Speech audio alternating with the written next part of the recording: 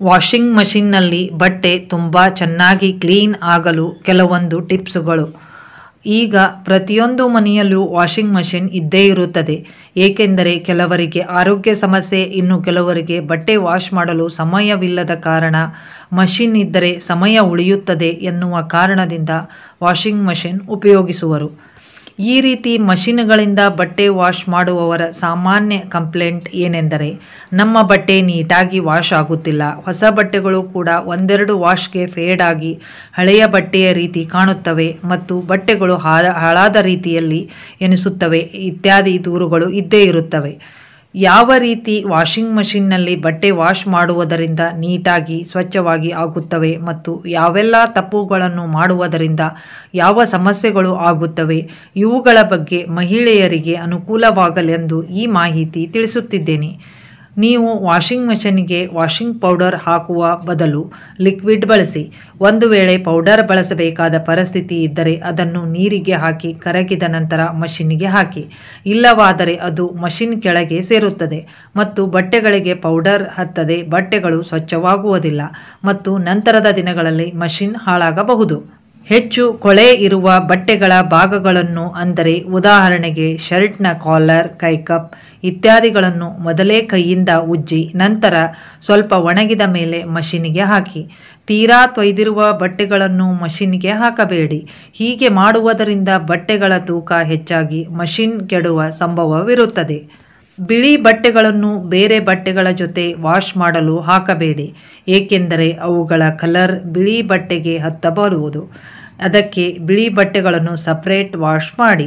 ಆ ಸಮಯದಲ್ಲಿ ಸ್ವಲ್ಪ ಅಡಿಗೆ ಸೋಡಾ ಕೂಡ ಹಾಕಿದರೆ ನೀಟಾಗಿ ವಾಶ್ ಆಗುತ್ತದೆ.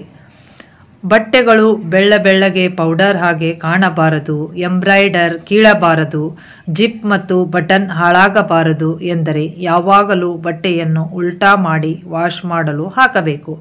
ಇದರಿಂದ ಮಷಿನ್ ಸದ್ದು ಕಡಿಮೆಯಾಗುತ್ತದೆ. ಕಾಟನ್ ಬಟ್ಟೆಗಳಿಗೆ dark wash, click wash, blanket, ಬೆಡ್ಶೀಟ್ಗಳಿಗೆ ಸಪರೇಟ್ ಆಪ್ಷನ್ ಇರುತ್ತದೆ.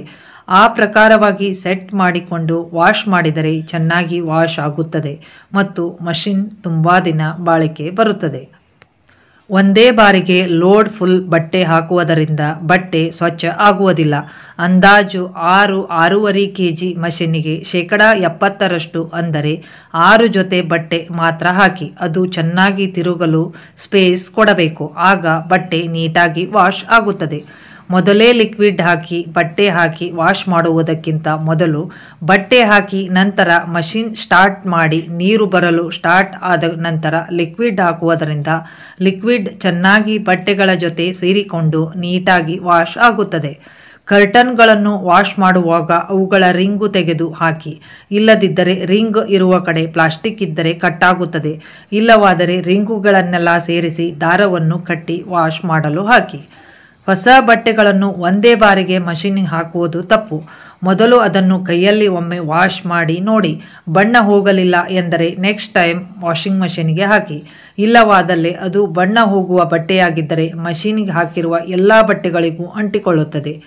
ಬಟ್ಟೆಗಳಲ್ಲಿ ವಾಶ್ ಕೇರ್ ಲೇಬಲ್ ಇರುತ್ತದೆ. ಅದರಲ್ಲಿ ಸೂಚಿಸಿರುವ ಡೀಟೇಲನ್ನು ತಿಳಿದುಕೊಂಡು ಬಟ್ಟೆಯನ್ನು ವಾಶ್ ಮಾಡಲು ಹಾಕಿದರೆ ಬಟ್ಟೆ ಹಾಳಾಗುವುದಿಲ್ಲ. ಸ್ನೇಹಿತರೆ, ಈ ಮಾಹಿತಿ ನಿಮಗೆ ಇಷ್ಟವಾದರೆ ಒಂದು ಲೈಕ್ ಮಾಡಿ, ಶೇರ್ ಮಾಡಿ, ಸಬ್ಸ್ಕ್ರೈಬ್ ಮಾಡುವುದನ್ನು ಮರೆಯದಿರಿ. ಎಲ್ಲರಿಗೂ ವಂದನೆಗಳು. Thank you so much.